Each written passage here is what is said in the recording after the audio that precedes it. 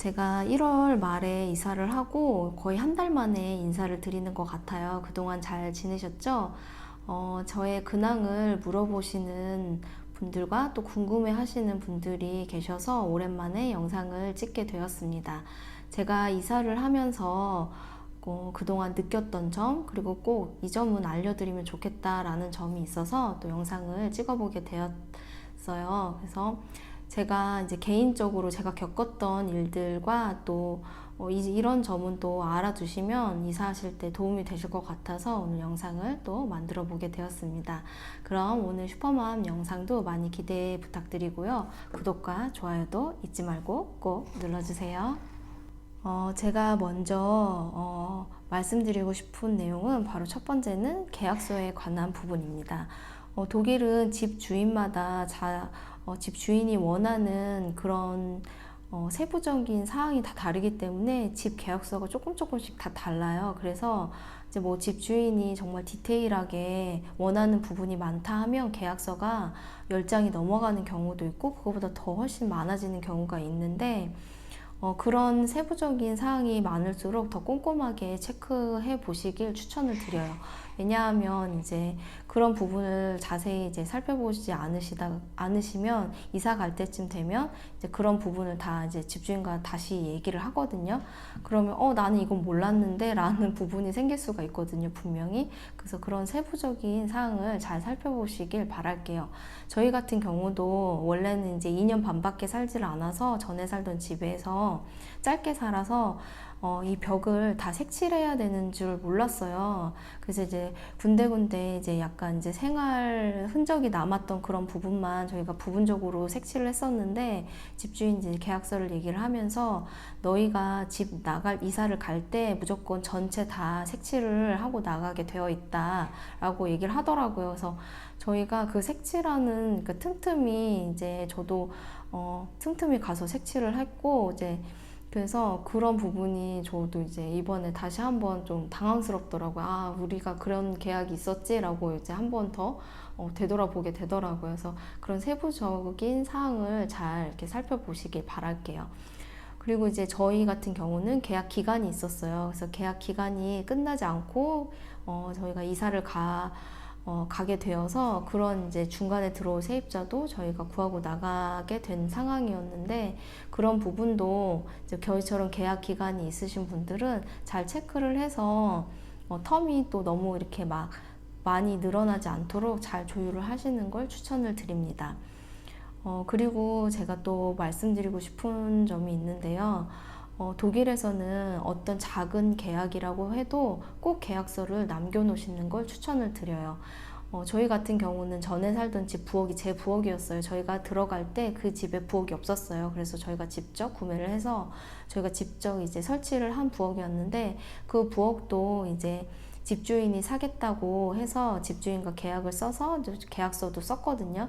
그래서 그런 부분도 계약서를 꼭 써야 되고 뭐 예를 들면 이제 다음에 이사 올 세입자들에게 가구를 이제 그 사람들이 사기로 하고 이제 얘기를 나누는 거에서 끝나는 게 아니라 그 가구도 사겠다는 그런 계약서가 인터넷에 다 있어요. 그래서 그런 계약서도 다 소소한 거지만 다 계약을 써서 이렇게 문서로 남겨놓는 걸 추천을 드립니다. 그리고 이제 저희 같은 경우는 계약 기간이 끝나기 전에 이제 이사를 가게 되어서 세입자를 구했다고 했잖아요. 근데 저희처럼 보통은 계약 기간이 있는 경우도 있고 계약 기간이 없는 그런 계약서가 있어요. 그런 부분은 이제 3개월 전에 튠디궁이라고 해서 이것도 이제 집주인에게 직접 편지를 쓰시거나 아니면 메일을 보내서 이사를 갈 의사를 밝히시고 이제 그 안에 이제 이사를 준비를 하시고 집을 구하시면 돼요. 근데 이제 저희처럼 또 집이 앞당겨져서 집을 구하고 이제 이사가 앞당겨져서 이사를 가실 경우가 생기면 저희처럼 세입자를 구하고 중간에 나가시면 되고 세입자를 구하지 못하셨을 경우에는 이제 이사 갈 집과 현재 거주하신 집 양쪽 다 집세를 내셔야 된다는 점이 있습니다. 그래서 그런 세부적인 사항도 잘 살펴보시고 그리고 독일 같은 경우에는 이제 집 수리나 이제 뭐 고장 나거나 이제 고칠 부분이 있으면 100유로가 됐든 200유로가 됐든 이제 200유로 이하는 이제 세입자가 부담을 하고 200유로 이상은 이제 집주인이 부담하게 되어 있어요. 그런 부분도 다 계약서에 명시가 되어 있으니까 잘 살펴보시고 계약을 하시길 추천을 드립니다.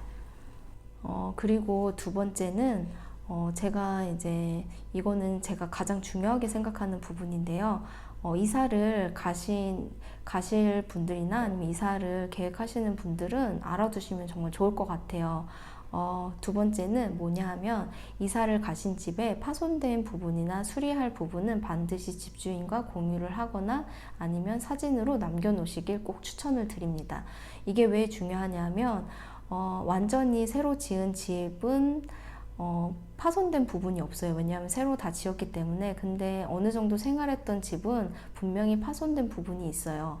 뭐 문 옆쪽이 살짝 깨졌다든가 아니면은 욕실의 타일이 뭐 금이 갔다던가 아니면 뭐 변기에 물이 샌다든가 뭐 소소하게 그렇게 문제가 있는 경우가 있거든요. 저희는 지금 이사 온 집에 이제 화장실에 타일 쪽이 좀 이렇게 문제가 좀 있더라고요. 조금 오래돼서.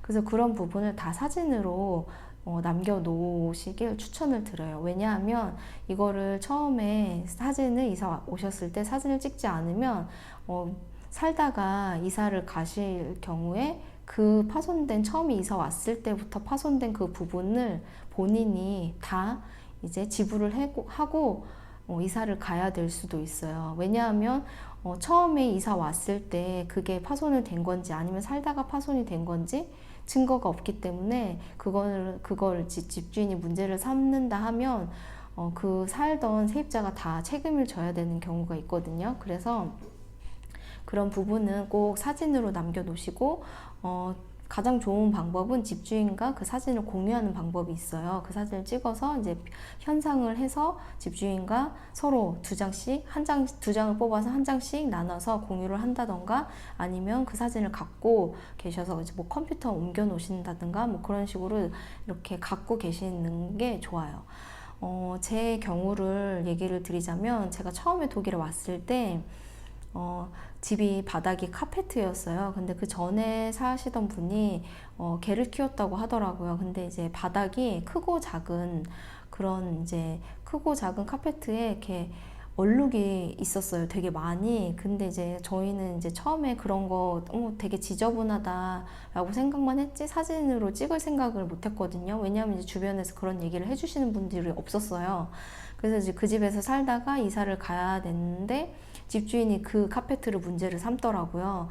이거 왜 이렇게 더러워졌어? 이거 너희가 그랬지? 라고 하는 거여서 저희 남편이랑 제가 이제 우리가 한 거 아닌데 원래 들어올 때부터 이렇게 더러웠었어? 라고 얘기하니까 그러면 너희가 하지 않았다는 증거가 있니? 라고 얘기하더라고요. 근데 저희한테는 증거가 없었어요. 그래서 결국엔 그 카페트를 전체 다 겨우 교체를 해야 된다고 얘기를 하더라고요. 그래서 저희가 이제 3개월치 월세를 보증금으로 냈었는데 거기서 이제 다 제한다고 하더라고요. 그것뿐만이 아니라 문에 흠집이 났는데 그것도 문을 통째로 다 갈아야 된다고 하면서 이제 보증금에서 제한다고 하더라고요. 그래서 결국엔 저희가 보증금을 단 1유로도 받지 못하고 나왔어요. 그 집에서. 근데 저희가 나올 때 그 집주인 하는 말이 사실 너희가 살면서 집이 군데군데 고칠 데가 너무 많아. 그러면서 오히려 너희가 나한테 돈을 더 주고 가야 돼. 근데 나는 그렇게까진 받진 않을게 라고 선심 쓰듯이 그렇게 얘기를 하는 거예요. 그래서 저희가 되게 그때 큰 경험을 하고 이제 이사 갈 때마다 다 돌아다니면서 꼼꼼하게 체크를 하거든요. 저는 수도 계량기까지 다 찍어놔요. 그래서 그렇게 딱 이렇게 사진으로 남겨놓으시고 이제 이사 가실 때 그런 게 문제 되지 않도록 하시는 걸 꼭 말씀드리고 싶었어요. 그리고 또 하나는 이제 집에 사시면서 이제 뭐 고장나는 집을 뭐 수리하거나 고장나는 부분이 생기잖아요. 이런 부분은 그냥 뭐 생활하기에 불편함이 없다고 그냥 사시지 마시고 꼭 집주인에게 얘기를 해서 집주인이 알 수 있도록 그리고 또 수리할 수 있도록 하셔야 돼요. 이것도 이사 갈 때 또 문제가 될 수가 있거든요. 그래서 집을 사시면서 뭐 고장이 있거나 수리를 해야 되는 부분, 이제 본인이 세입자가 부담해야 되는 돈 내에서 이제 고칠 수 있으면 본인이 부담해서 고쳐야 되고, 그 이상이 되면 꼭 집주인에게 얘기를 해서 꼭 수리를 하셔야 된다는 점, 그래서 그 점을 꼭 얘기하고 싶었습니다.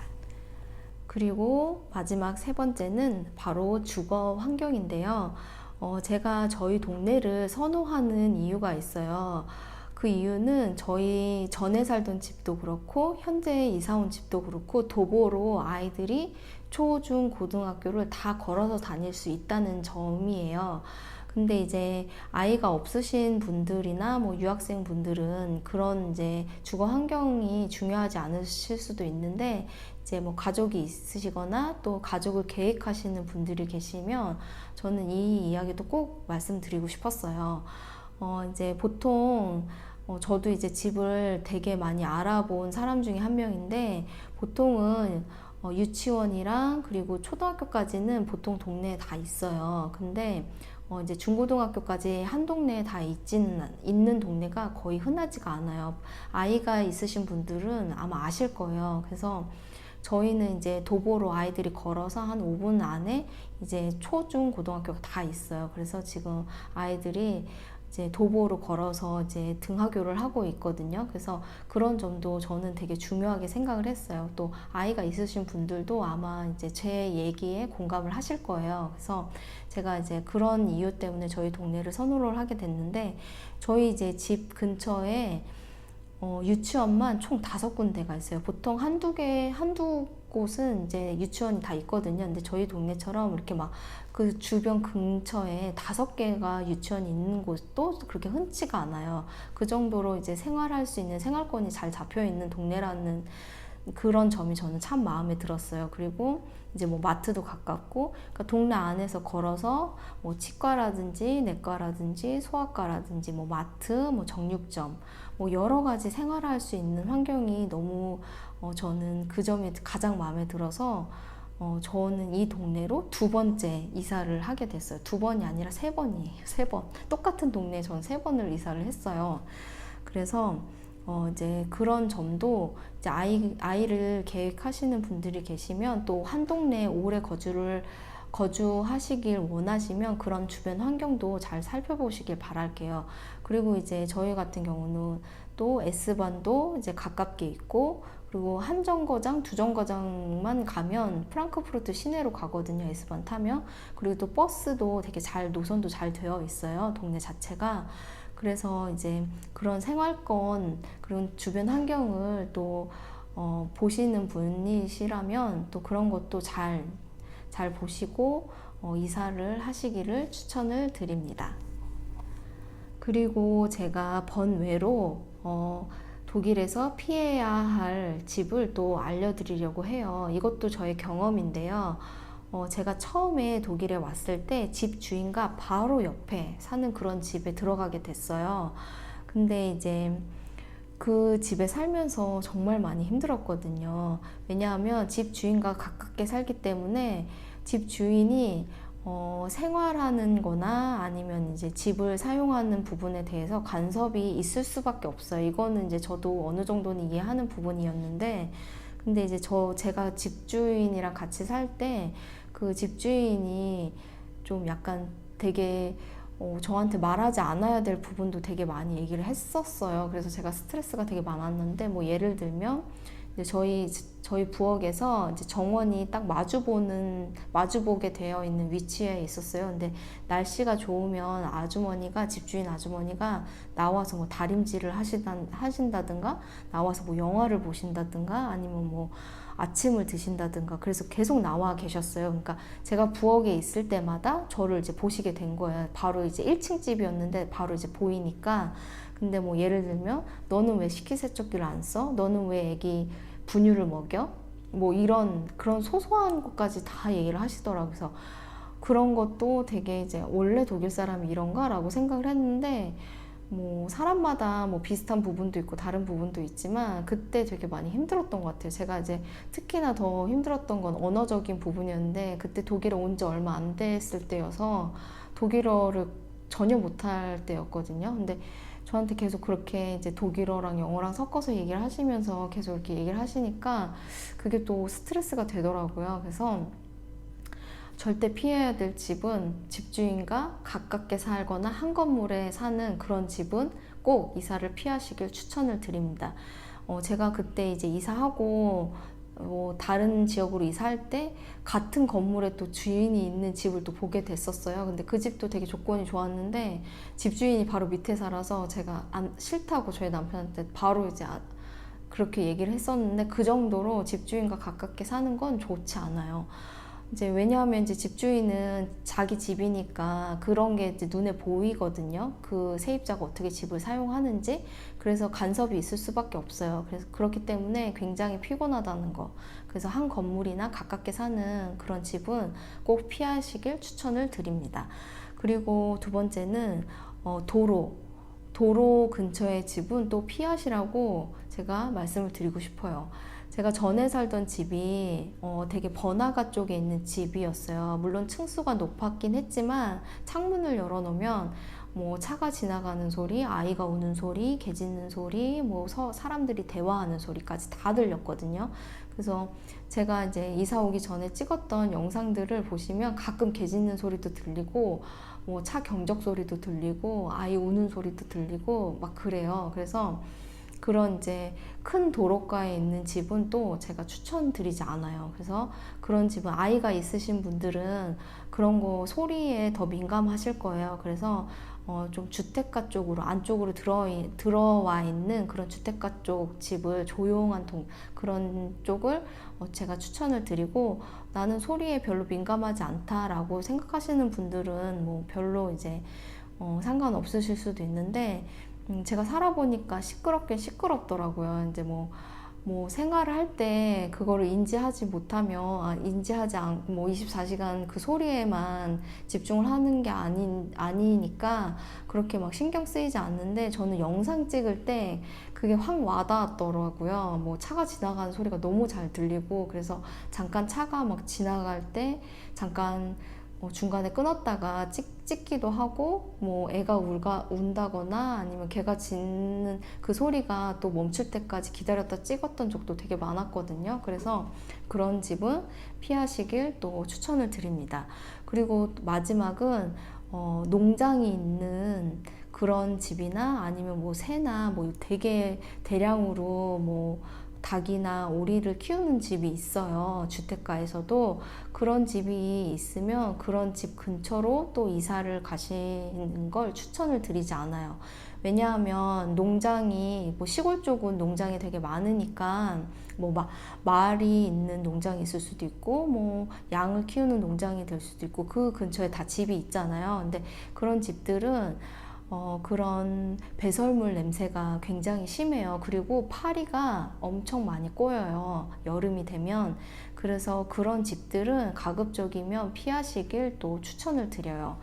제가 예전에 아는 지인한테 들었는데, 제 지인의 지인이 이제 시골 쪽에 땅을 사서 집을 되게 크게 지었다고 하더라고요. 그래서 자기가 원하는 대로 집을 굉장히 크게 또 좋게 지었대요. 근데 이제 이사를 하고 나서 여름이 되고 창문을 열어놓으니까 그 뒤에 그 말을 탈 수 있는 그런 이제 농장이 있었던 거예요.